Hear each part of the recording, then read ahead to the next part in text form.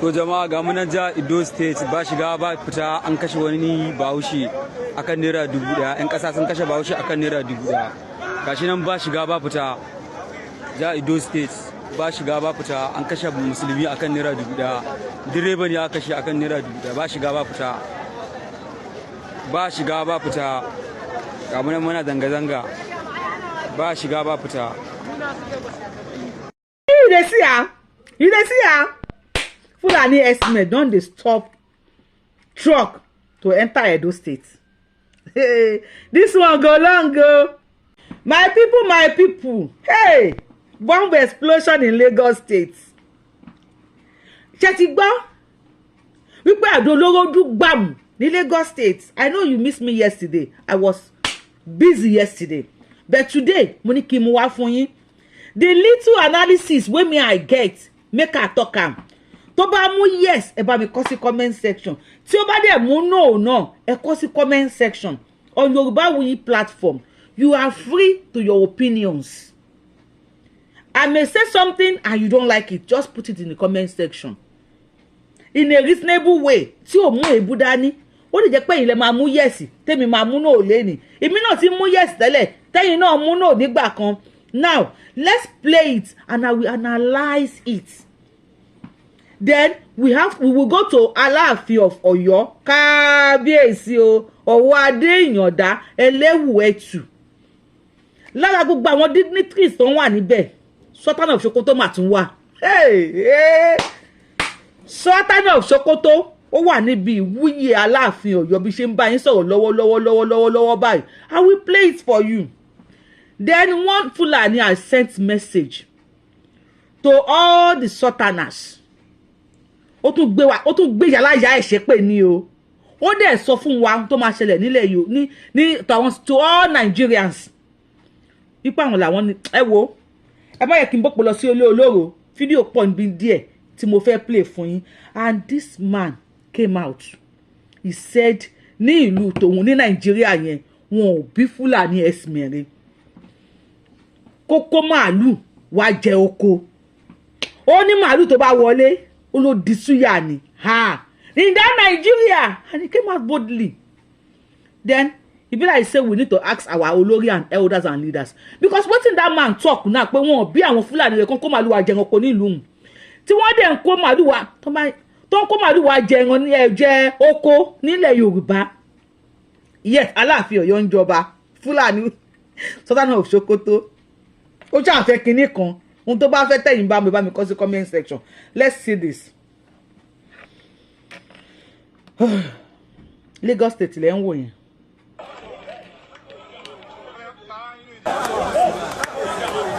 Màá inú ìjà àbá. Kí ló dé? Ẹ fẹ́ gbẹ̀mí wa. Ẹ̀yin mọ́nà. Ẹ lọ para yín sílùú yín náà. This is bomb. This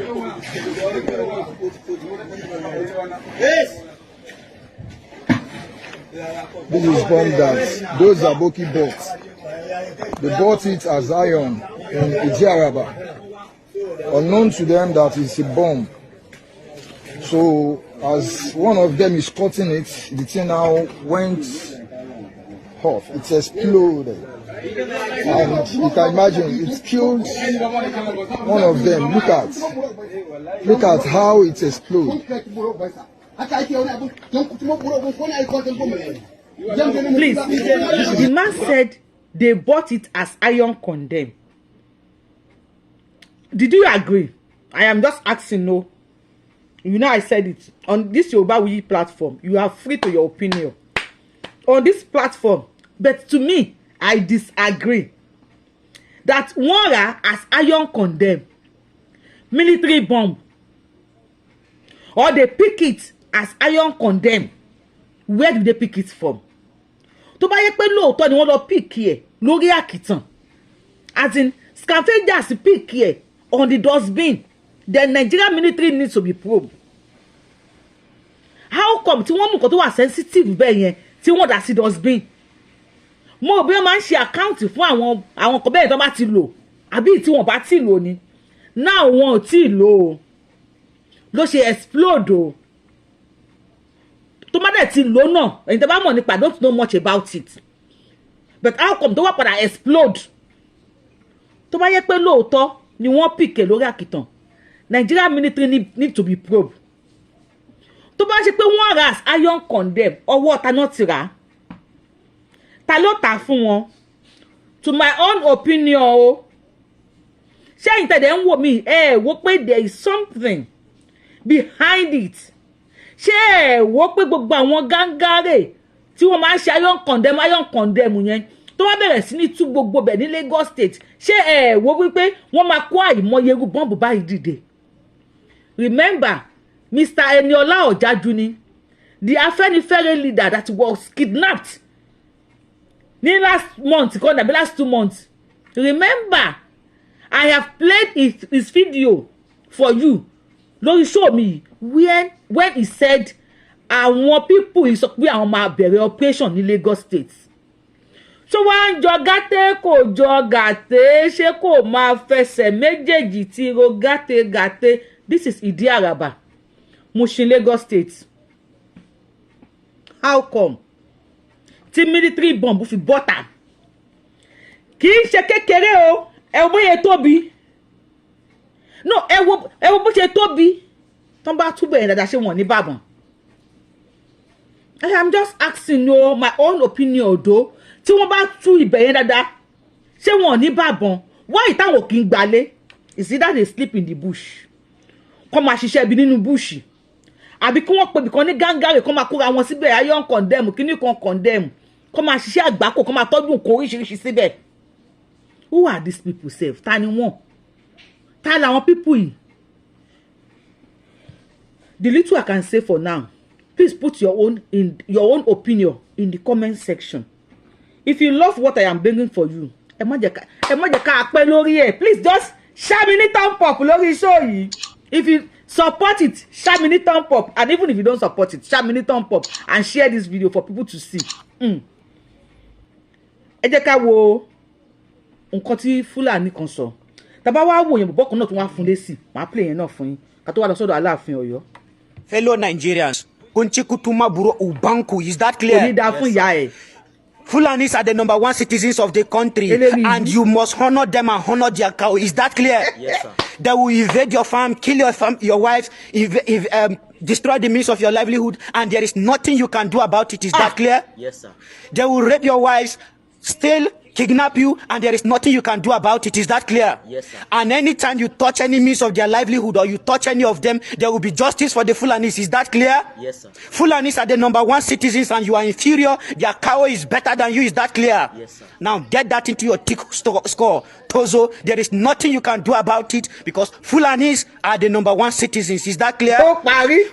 After destroying you, they are not going to compensate anybody. The government will compensate nobody. We will compensate nobody. And if you touch them, we will send the soldiers after you. Is that clear? Yes, sir. Clear? Is that clear? Yes, sir. Kachikutuma Buro Ubanku. Clear? Ṣé clear? You hear am? Is that clear? Ó láwọn á bá wọn ìyàwó yín sùn. Àwọn á bá wọn ọmọ yín sùn, àwọn á jí yín gbé. Tó bá bí yín dáadáa kẹ́ retaliate. Ó ní gọ́fíńmẹ̀ntì máa tún sanwó fáwọn ni. Only they are the first citizens of Nigeria. Other people are inferior. Ó tún gbé èpè for everybody because mo mọ̀ pé kíní kan tó ń yàkà yẹn even though I don't understand Hausa. Anybody who understand Hausa, please put it in the comment section. Ìkà tó ń yà yẹn, ṣé ẹ gbọ́? Ṣé ẹ gbọ́? Ẹ jẹ́ ká play bọ̀bọ̀ yìí. Bọ̀bọ̀ yìí rẹ̀ pé ó mú yes. 3 rules you must keep when dealing with Fulani bandits and kidnappers. Number one, do not record a video of what you are doing with them. Okay. Because it will stir people's emotions. Number two, make sure none of them escape. Yes. Let every one of them go down. Because anyone that escape will tell the story. Number 3, keep the secret for yourself. Even the elders of your village, keep the secret. Save your brothers from the village from being a victim of this lawless government by sharing this video to them. Share this video, please. Share this video, please. Eye share video more. Please, we should stop. Fulani don't shop cow don't shop farm don't. We should don't stop this. Let us stop this. Oh, let me ask you first. What the Fulani said, is that clear? So clear. And what this guy said, show me yes. Let me know in the comment section. You can even write 100 comments on this, on every of my videos. You are free to your opinions. Tẹ́ bá ti ń kọ kan, tẹ́ bá ti ń wò báyìí, ẹ máa kọ comment lọ ni. Ó ní tá ń bá pa yín, ó ní kò sí tí ìjọba máa ṣe fáwọn. Guy yìí wá bọ́ta, ó ní ẹ má jẹ́ kí wọ́n pa yín kẹ́ ẹ tó dá ṣe ìdájọ́ ọwọ́ fún wọn. Tẹ́ ẹ bá ti mú wọn, ẹ má ṣe fídíò. Ẹ bá wọn wí. Àwọn bandits ni àwọn agbésùmọ̀mí, ó ní ẹ bá wọn wí. Ó ní ẹ má ṣe fídíò.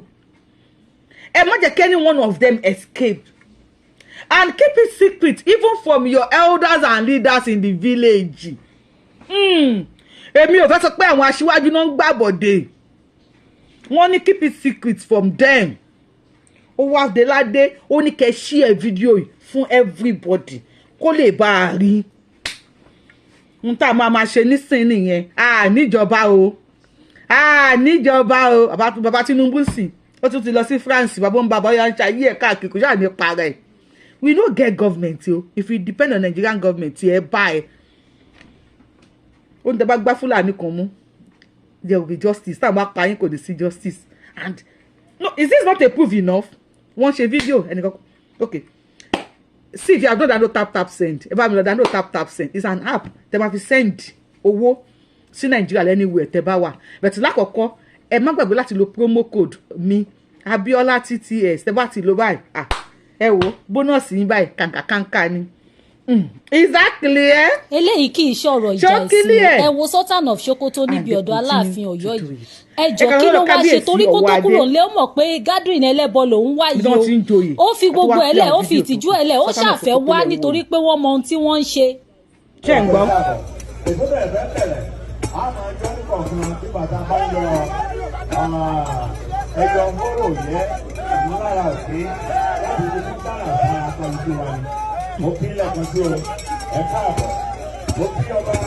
Sọ́rọ̀ ìjà ẹ̀sìn lélẹ̀. Ṣé ọ̀rọ̀ ìjà ẹ̀sìn ní eléyìí kí ni máa yìí fẹ́? Kí ló ń wá pẹ̀lú wa? Kí ló ń wá pẹ̀lú wa? Kí ni tó fẹ́? Òní ẹlẹ́gbẹ́ Ọọ̀ni kábíyèsí Ọ̀jájá Ògúnwùsì. Níbi coronation bàbá wa Òwò Adé. Ìyànda ẹlẹ́wù ẹ̀tù. Ṣàngó Olúkòso àyàrá àánú àkàtà yẹ̀rìyẹ̀rì. Níbi tí wọ́n ti ń gbé Ṣàngó Èṣù láàrú ògiri òkú jáde fún bàbá tí wọ́n ti gbóríṣiríṣi bàbá wọ gbódù ó gbógbé àti gbódù àti gbópa everything bàbá wọ. Ó tún wu oṣù ká ẹ̀. Ó tún wu oṣù ká wọ̀ o. Ẹ gbà wá lọ́wọ́ olóṣù ká ọ̀ràn kí ló fẹ́ lẹ̀ Yorùbá.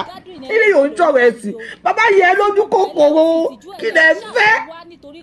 Kí lẹ fẹ́ lẹ̀ Yorùbá o. Bàbá bí Sultan of Sokoto kí ló fẹ́ o. Ohun tó bá fẹ́ ni kó sọ. Ó ní àwọn fámìlì ẹ̀ ní. Ó ní jọdún ẹja wò.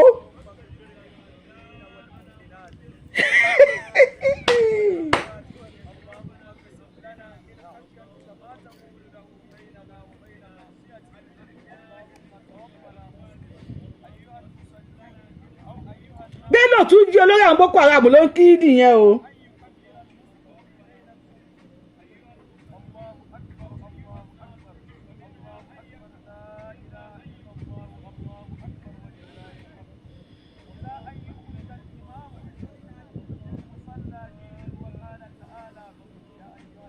Wọ́n tún drone kan ló ń fò yìí. Wọ́n ti go PLC. You dey see the drone? Àwọ̀ àti wọ̀ o àti wọ̀ ẹ̀gbọ́n ṣe pọ̀.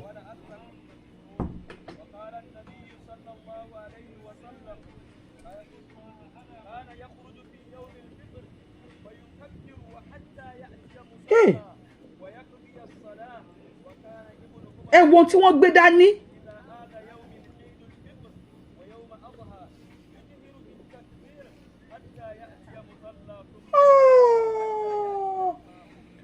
Ṣàngó Olúkòso.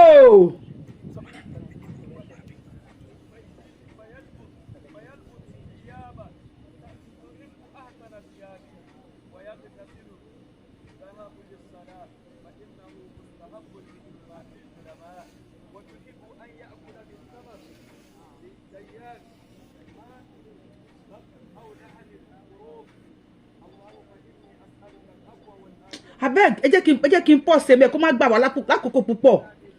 I think it's okay there because it's a long video tí wọ́n fi ń ka kíní wọn yẹn àkókò gbọ́ nǹkan tí wọ́n ń sọ tí wọ́n fi ń ka. And did you know after tí wọ́n kírun yídì tán this guy ó pa èèyàn 12 ó lóun pa wọ́n for fun ní ìlú tó ní ọba tó níjòyè. Ẹ wo drone definitely àwọn tí wọ́n wà ń bẹ̀ yẹn nìkan kan náà wà o wọ́n máa sọ̀rọ̀ àdì gbogbo bẹ̀ yẹn ni o àwọn tí wọ́n wà ní ilẹ̀ bẹ̀ yẹn àwọn dà. It's another question no for everybody to answer ní comment section. Àwọn tí wọ́n ní ilẹ̀ ibi tí wọ́n sodo sí yẹn ibo làwọn yẹn wà. Now after ìrun ó wá pa èèyàn 12 fi ṣọdún and he said he keep them for fun.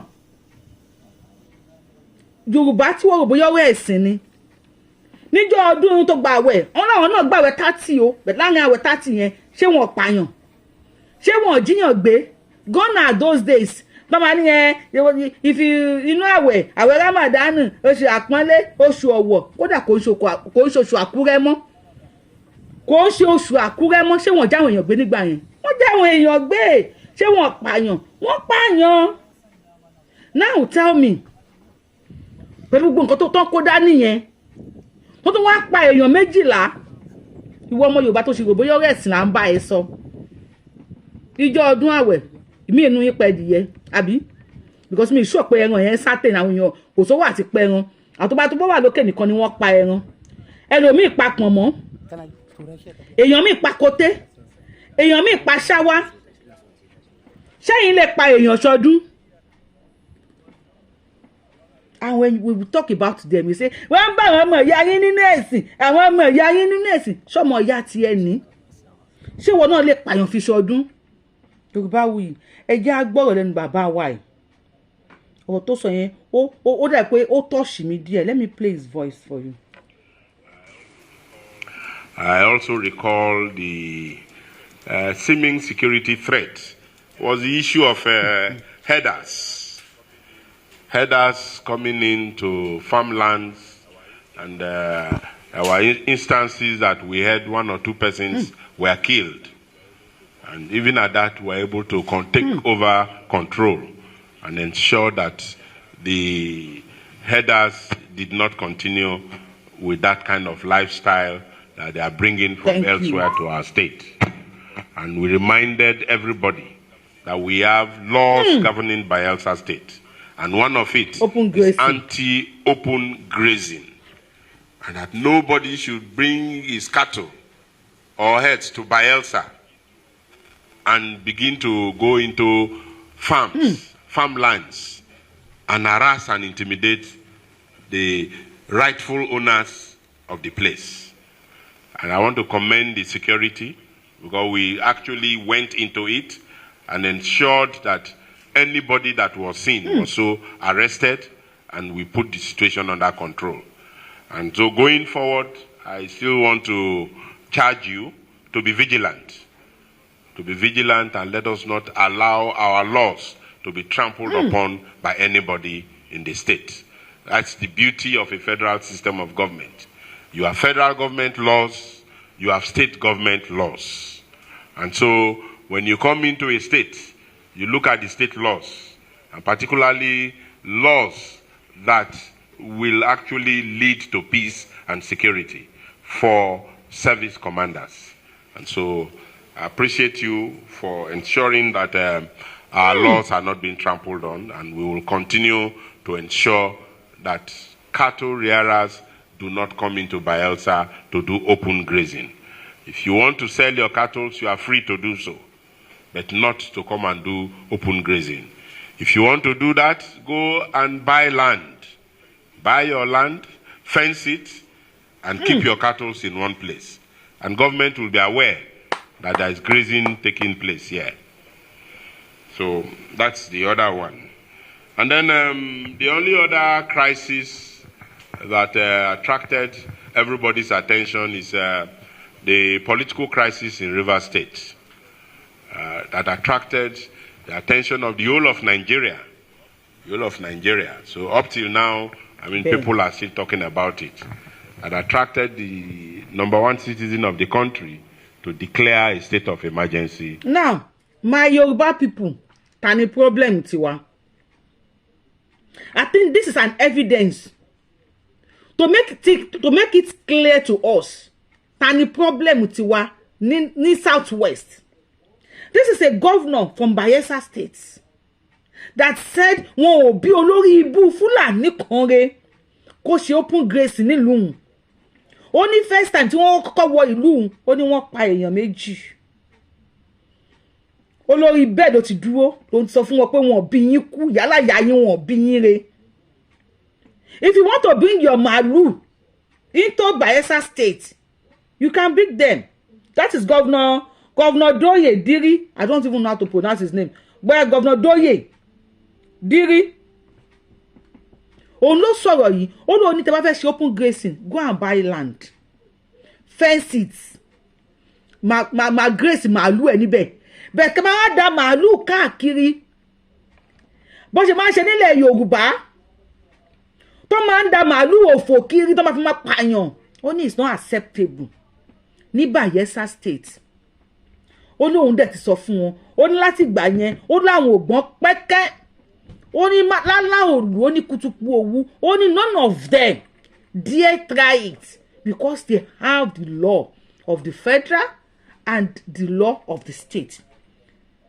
That is one of the good beauty of federalism. Yoruba land, ṣáwa wà nínú federalism ṣá. Or àwọn governors ti wà purposely. Wọ́n kàn fi wọ́n lẹ̀ kó máa fìyà jẹ Yorùbá. Despite pé Yorùbá ló wà ńbẹ̀. Mi Yorùbá tán bá fẹ́ ṣe oyè, tán bá fẹ́ jẹ ọba ní Bayelsa. Ṣé sọ́tọ́ lọ́dún tó máa lọ síbẹ̀ ṣá? No, so máa lọ síbẹ̀. Sultan, we need to ask you. Let's see this first. Then I will just say some things on this. Abon Baba. See my farm, see my farm. Ẹ má pray, tó bá ti ń ṣe kọ́ọ̀lù lọ́wọ́, tó bá ṣe ní kọ́ọ̀lù lọ́wọ́, máa bá wa méjì. Ọ̀rọ̀ jẹ isi. Ẹ wo isi ọwọ́ dúró isi yìí. Ṣó lè dá fáwọn Fúlàní ìṣàbà? Àgbọ̀tẹ́mọ́ mi máa ń sá. Iṣu yìí pọ̀ o, Ọlọ́run o. Iṣu yìí pọ̀ o. Àní kí kọ́ọ̀lù máa wọlé, kọ́ọ̀lù òsì wo ló wọlé yìí náà pàápàá nígbà tí kọ́ọ̀lù wọlé jàre. Òsì tí mi ò láìpẹ́ lẹ́yìn tó máa rìkọ́ọ̀dù kí kọ́ọ̀lù máa wọlé. Orí kọ́ọ̀lù yìí gbọ́dọ̀ fún wọn ní kìnnìún ẹ̀kọ́ ń ṣáwa ní kọ́pì kìíní o. Nígbà gbére.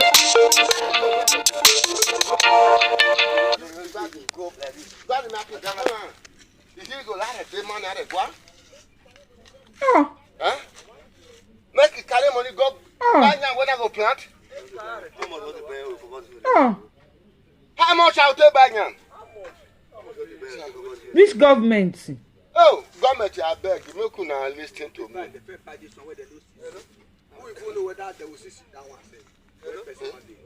Why you go dey buy again? Government, make una abi we go dey register from Fulani. Make dem go dey register from Fulani before you farm for Edo State. Oh, Monday, Bible.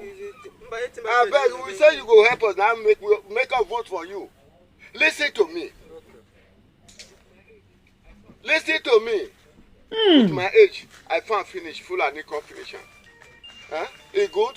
Ẹ wo aláriwo yìí tó ń pè yóò ní jẹ́ ká láyè ìpínlẹ̀ kìíní ìdílé ìjàre. This is Edo State of recent. After they find them, and Governor Monday Okpebolo, the governor of Edo State in 2025, purposely deliver his people in Edo State to government. They don't carry them go Abuja because of his own selfish ambition. Now they don't come back now. Come they shop their yam in Edo State. And after that now, what in block or no? They said no food, no trailer, no no trailer, no, I don't know, no truck must enter Edo State. You know, these people, they are so wicked. They will make sure they don't allow you to farm. And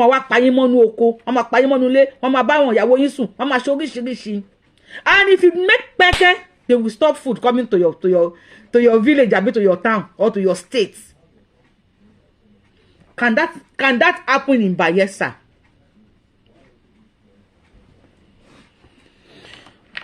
Yorubawuyi lórúkọ mi. Yorubawuyi ni mo ń jẹ́. Put your opinion in the comment section. What do you say about this? Just put it in the comment section. Let's see what will happen.